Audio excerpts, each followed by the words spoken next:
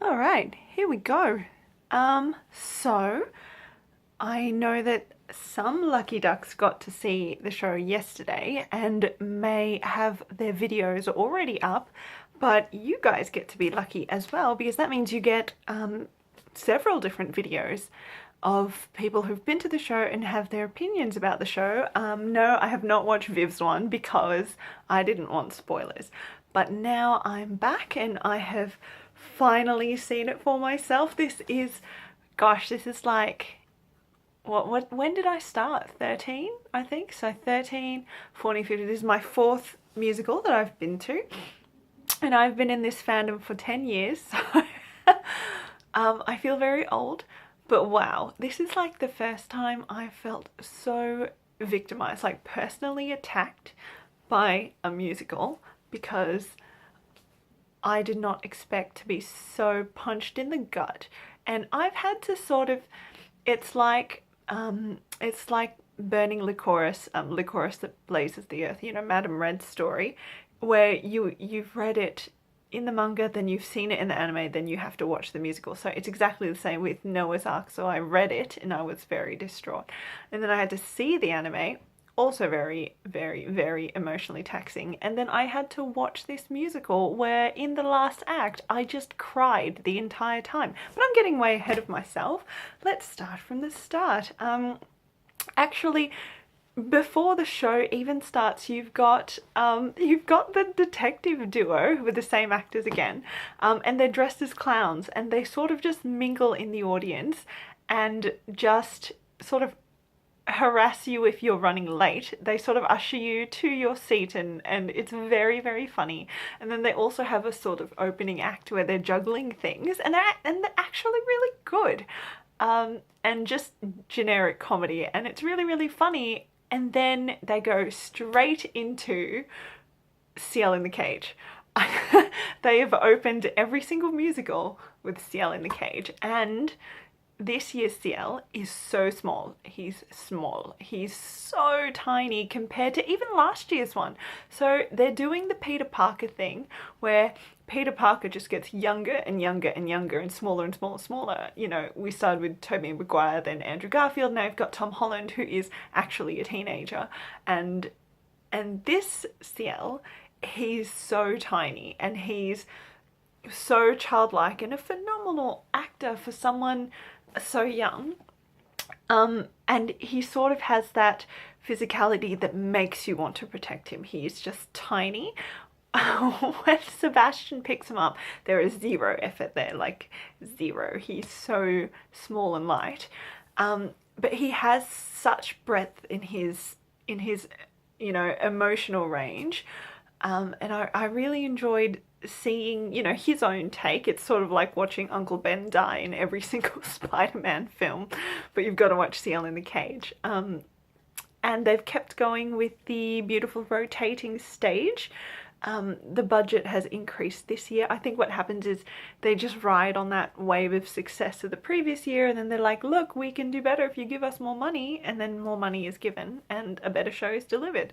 So they kind of went with this sort of antique circus theme. A lot of the sets were very not minimalist like before, which was nice. They kind of went all out for this one. You've got your household crew, which is very good, and then you've got the unfortunate brown face situation with Soma and Agni. And Agni is actually played by Takuya, who's one of my favorite actors. He was in a Korean drama called The Lover, and I really liked that show. So seeing him was good, but also the brown face factor was maybe not so good. And my favourite Izumi is still there, Undertaker, still going strong. So that was also really nice to see him. But you're here for the circus. You're here for the circus, and what a spectacle it was. And some of the actors were actual acrobats. Peter and Wendy were. They did the aerial silks. They were so gorgeous. And Dagger did the unicycle. Crazy stuff. It was magnificent to watch, but also really hard because there were so many things going on at once, so many people performing that you sort of blink and you miss it because they're all they're all given a really good chance to show off their skill. What else? What else? Joker. Wow. I wasn't really that attached to him in the anime or manga, but in this show, he is just so riveting. He's got he's sort of got that dual personality where he's got his circus persona and then the real Joker, the real character that he chose to his family. And Doll, oh my gosh, I think Doll was my absolute favorite out of the circus crew, just because, well, the actor's a boy, but the way he portrayed Freckles and Doll was just so beautiful, and so heartbreaking. I'm just an emotional mess at the moment. I didn't expect to just, because I remember Yana tweeted it because she was there on opening night and she said, oh, it's an emotional story, you bring a pack of tissues. And I was like, oh yeah, whatever. And I should have brought a pack of tissues. I was sobbing at the end of it. But I'm getting ahead of myself again. I think I'm just going to keep talking about how distraught I am and how much I cried in that last section. But another magnificent highlight, of course, was William in his suit of shame, in his sparkly sequined suit of shame. Oh my god, so the entire thing was just made of sequins. You could see it from like the moon probably because it was so shiny and so sparkly, and he was just such a child. It was amazing. It was so funny. It was so funny because you've got Sebastian, who is trying to be very cordial in the least, but William just has straight up loathing. It's just pure hatred that they're sharing a space, and they even have a duet. So that part where they have to perform together, they actually perform together acrobatically. So they're on the little trapeze swings, which I didn't expect at all. Obviously no flips are done, but they do some pretty nifty tricks on it too. But William has a duet with Sebastian and he shouts the word no in the most childish, petulant way possible. It's so funny. Teruma's really, really grown into this role and I'm so proud. And his singing has gotten really, really good. He's pitched William's voice lower when he sings this time round and it works. It's so good. It's so good. And he's such a handsome young man, even when he's in a stupid sequined suit jacket and sparkly ombre purple pants.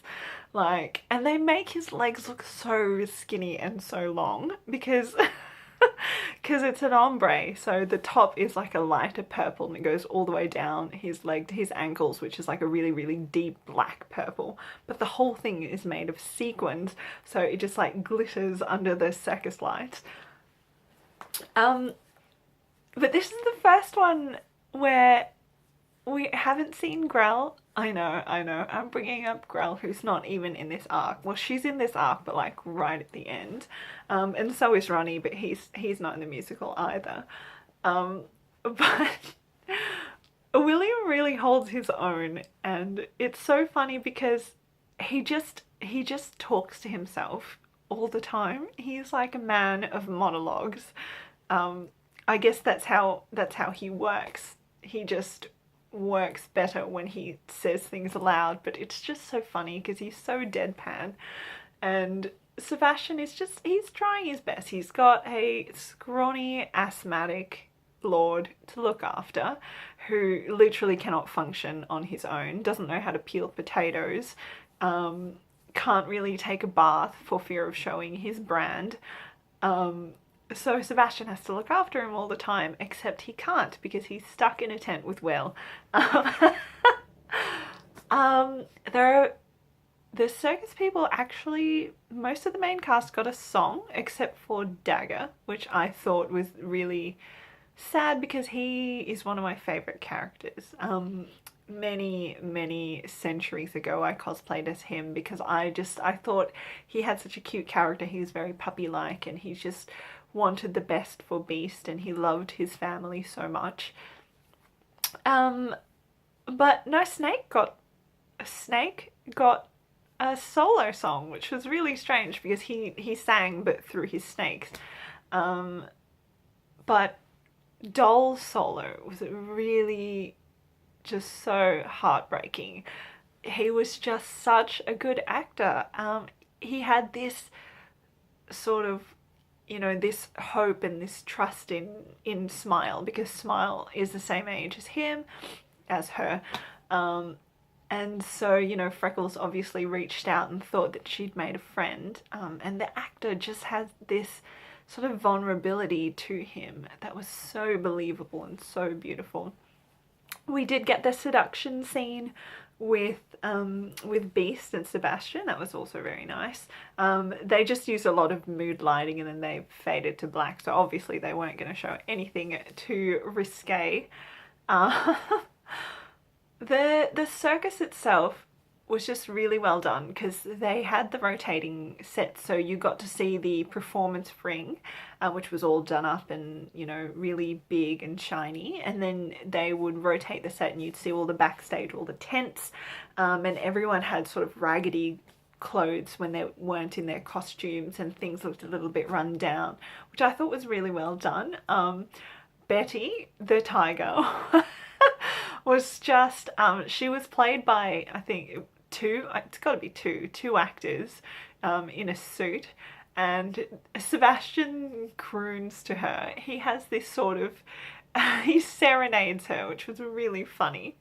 And all in all, it was just really nice to see Sebastian grow. Also, because he's, in this one, it wasn't as dark as Jack the Ripper at the start. Obviously, if you've read the story or watched the anime, you know that it gets very, very sinister very quickly towards the end. But the whole, Sebastian pretending to be a circus performer got to show a really light side to him, which reminded me of Yuya, like heaps. Yuya the golden boy, who played Sebastian as someone so warm and so melodramatic. What else? I'm delaying the inevitable because everything goes horribly wrong at the end. And you've got Baron Kelvin, who is very creepy and very wrong. He's just so wrong. But in a, canonical way, he gives you the creeps. And you really see Joker struggling because he's sort of in two minds about it. Obviously, he'll do anything for the Baron, but also he knows that what he's doing is wrong and what they're all doing is absolutely abhorrent. But they sort of put themselves up to it because the Baron gave them a life, and then he's, he says that he's protecting the children at the workhouse, which, as you know, doesn't exist anymore and was closed ages and ages ago, so he pretty much just lied to keep them in servitude. But that whole last section where the circus cast die is just the most heartbreaking thing, because it's not so much them dying, but they do this flashback section, and there's one of them where when Joker's dying, it goes all the way back to when they were all before they were given a home, so when they were just on the street and just suffering, starving children, and so you've got the circus cast in just rags, and they're all sort of just huddled together, and he says, "I'm sorry," and it just was the saddest word ever to be uttered, and I just lost it. I just cried so much. And then later, when Dagger throws himself in front of Beast and gets shot, and then when Doll finds out that, Smile is CL Phantomhive and that CL is the one who's just killed her whole family, they also do a flashback, and it's when they all get their circus costumes and they're giving each other their new names, and it's when they name Freckles Doll, and because she's the little sister. Oh my gosh, the way that he said it, the way that he was crying through it was just the most heartbreaking thing. And he's so small. The actor is just like Ciel, like they are just children. I just sobbed the entire time. And then after that, they sort of just, they're like, okay, that was too sad, that was too intense, now we've got like comedy now. And so they bring back the detective duo, and they do a couple of body gags to set, sort of, for the sets to change. They pull the curtain, across, and so the set can change at the back, and the two of them are sort of wasting a bit of time. And then it goes to Ciel and Sebastian trying to find the workhouse. I don't know, I guess Ciel's got some sort of guilt, and he's like, alright, well, I may have just straight up killed all of them, but, you know, if there's any children left, I will look after them. Also, the section, that part where Ciel burns down the Baron's manor was just, it was really good but really creepy, because you know, he orders Sebastian to kill the Baron and kill the Doctor. Not the Baron, sorry. Well, the Baron's sort of dying, he already shot him, but then he gets Sebastian to smash his skull in with the heel of his shoe, and then he kills the Doctor. And then after that, he's like, okay, burn it all. And Sebastian's like, but the children, there are children here, you know, the missing children that the Queen sent us for. And he's like, no, burn it. And then Sebastian's like, isn't that a bit excessive, don't you think? And Ciel's like, fucking burn the whole thing down. And he's like, okay, alright. And so he sets the whole manor alight. Which, Ciel played that really well. He had this sort of hysteria in his voice, because everything had sort of just become too much for him to absorb. He just watched children in some sort of hypnotic daze, you know, perform badly in a macabre circus and die. And then he finds out that weird guy had been at the party all those years ago, and that weird guy pretty much had done all this to get to him. And then the guy was also like, also, I'm going to recreate the most traumatic night of your life. And then the Doctor guy was like, you know, why do we have to use cow's bones to make bone china? Why not children's? You know, because of the calcium content's really good still in their very young bones, meaning that when it's ground, it makes very fine bone china. And so Ciel sort of just had to take all that in, and he was like, no, there's, you know, you gotta ask yourself, what am I willing to put up with? And he was like, not fucking this. And so, just gone. He was just like, burn the whole thing down, motherfucker. And so he did. Sebastian did. He was like, okay, alright. It's a bit excessive, but I'll do it. And so that was good. And then also when Ciel has that really broken, hysterical laugh when they find out that the workhouse had been shut down ages ago, you sort of see Sebastian kind of open his eyes and see Ciel in a completely different light, because prior to this, he hasn't seen Ciel have that much vengeance in his body before. He's never sort of had Sebastian enact such a huge act of vengeance, because, you know, he went after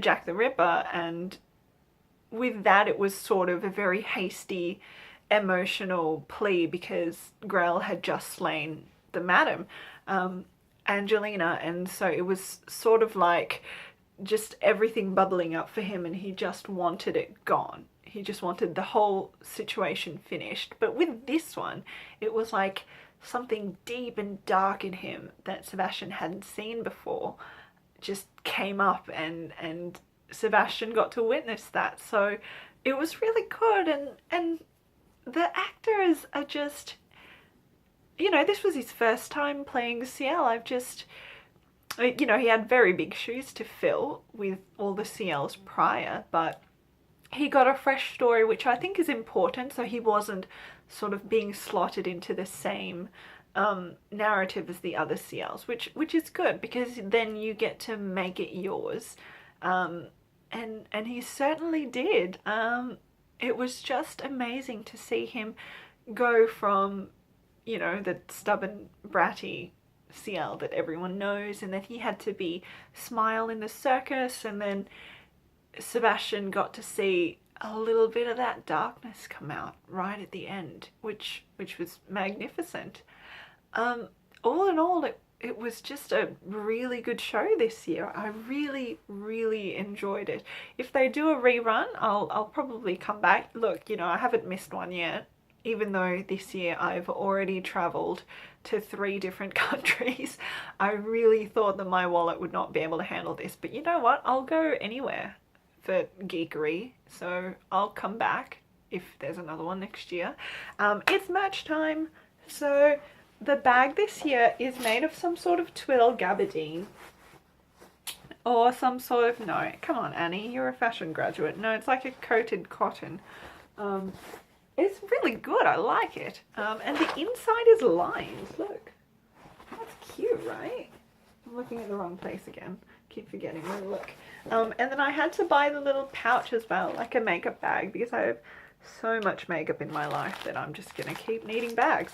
And it's really nice. It's got sort of a metal insert to keep the top, like a purse clasp. And it came with like all of these little, they're like, I don't even know, I'll open one for you. They're like these little chocolate cookie brownie things. They just remind me of LCM's, you know, Cocoa Pops, like the bars that they came in, and they taste the same. I opened it, so I'm gonna have to eat it now. Sorry guys.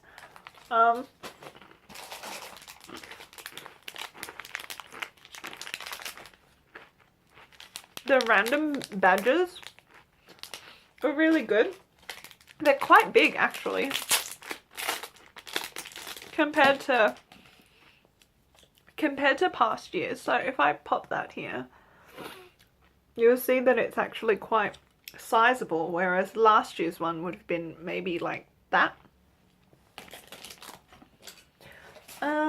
We got the little, you always get a stack of posters inside the little guide, but 2 are the important ones, so this isn't just a nice and shiny take-home version, but it's Book of the Atlantic, and look, can you see my puppy and my growly? Yay! So I'm very glad that that they snuck this in, which was good. So I got the visual book and the normal program pamphlet. They call it a pamphlet, but this is not a pamphlet. But yeah, so I got the visual book is just the photo shoots inside. So there's no wording, it's just purely cast photos. And then this one is like the full-on program, where you've got like, you know, all of the cast and a little bit about the characters and things like that. They also do like a costume breakdown, which I think was really good, for Beast and Doll. There's Undertaker. Oh, here it is, yeah. So they're showing like the components that go into the costumes, which I think is really, really good. Is there anything else in here I wanted to show? You've got your behind the scenes. Everyone always enjoys those. And dun, dun, dun, dun, my new sleep shirt. I always get one, and I always get like either a medium or a large. I got a large this time because a medium sold out. And so because I just like wearing them as pajamas. I think I mentioned that last year as well, but I love wearing them as pajama shirts, and the quality is really nice and thick. And the visual is super cute this year. So yeah, look forward to this one, guys. Look forward to watching this one when it comes out on Blu-ray, because it's really, really well done. Like, the music is, they've gone for that sort of gothic rock again, but they really amped it up this time. The singing is really great. The costumes are beautiful, very, very true to the manga. The set design's really good. I liked it. It was like less minimalism, but they still use that rotating, moving set part, and they use the projections again as well. Yeah, phenomenal cast, and a phenomenal story, beautiful acting. Prepare yourself, like, definitely watch with a box of tissues on hand, because that last part was just amazing. It was incredible and so emotional. And that is it. So I'm not going for a repeated viewing this time. I only managed to score one one ticket.